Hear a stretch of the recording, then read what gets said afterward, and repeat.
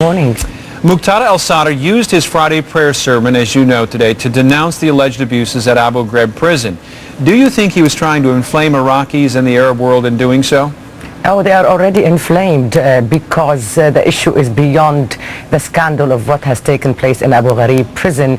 The issue for them is they don't know how long will Iraq be occupied and what is on the mind of the American forces and the American civilian leadership. So therefore, there is an anger because of the lack of clarity as to what we're doing there and when will we get out. Does an apology from the President of the United States mean nothing to the Arab world? Yes, it does. Actually, one should give credit to the American media for bringing up this issue of apology because it didn't occur to the Arab media. They're not used to their own leaders apologizing. However, if it is only to soothe the emotions and contain them, I don't think it's enough. They are looking at positions, actions, clarity as to what we're doing in Iraq, and positions that really are a little more fair on the Arab-Israeli conflict. So I think it's a long haul. There's a lot of challenges ahead. Let me ask you about Donald Rumsfeld. He's testifying today. The President went on Iraqi TV. Do these things show the Arab world that the U.S. is taking this Iraqi abuse seriously?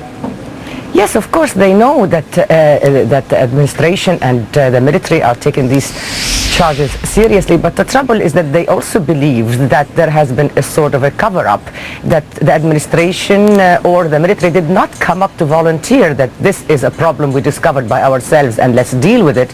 In fact, it only came through the media. That is an essential point. Another thing is that both Mr. Rumsfeld and his deputy Paul Wolfowitz are perceived by Arabs and Muslims. They perceive them as if they loathe anything that's Arab and Islamic. So there is an association of extremism with Mr. Rumsfeld and his deputy Wolfowitz. Is there any talk among leaders or the people of the Arab countries for Rumsfeld to resign? I don't know on the official level if they will go that far, but on the public level, they would love it.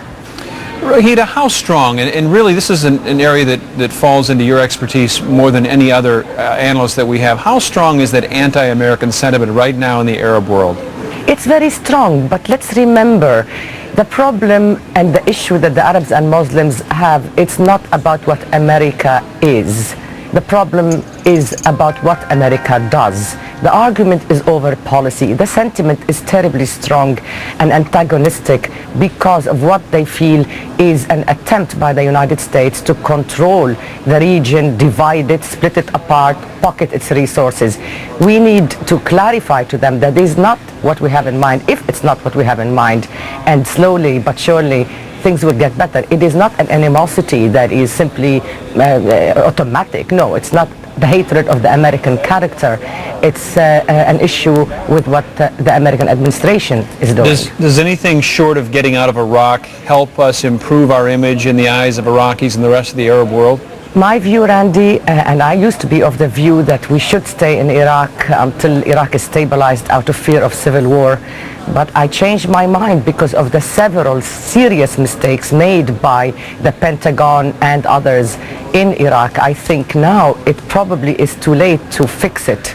I think maybe it's time to take advantage of June 30th when we turn over sovereignty to the Iraqis and say, mission accomplished, we're out. But I don't think Mr. Rumsfeld or the President would listen to me on this, but I fear that if we don't, there is more terrible things to come. If we did, though, Raghida, could Iraq and the people that will be in power at that time fix themselves? They'll have to, Randy, they'll have to, because the situation of the continued occupation and a growing animosity is very bad for both the Iraqis and the United States. I think it got to be so bad that now there is one safe way to fix it. We'll get out and let's trust them to get it together and save their country. Raghida, let me ask you about something that's happened today. Osama bin Laden on a website offering blood money, so to speak, 10,000 ounces or grams of gold for the deaths of Paul Bremer and other UN officials, most notably Kofi Annan. This is an unusual move, if in fact this is verified as being Osama bin Laden, to do such a thing. Does it carry weight or is it propaganda?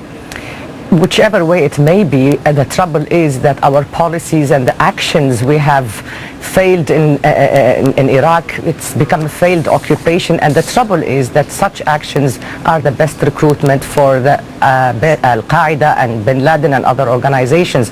I don't know if the authenticity of the tape, but look, of course, they are taking advantage of our weakness, and they'd like to say, you know, we want this war, we'll play it our way. Raghida Dergham, MSNBC analyst and correspondent for Al Hayat newspaper. As always, a pleasure to speak with you, Raghida. Thank you, my pleasure.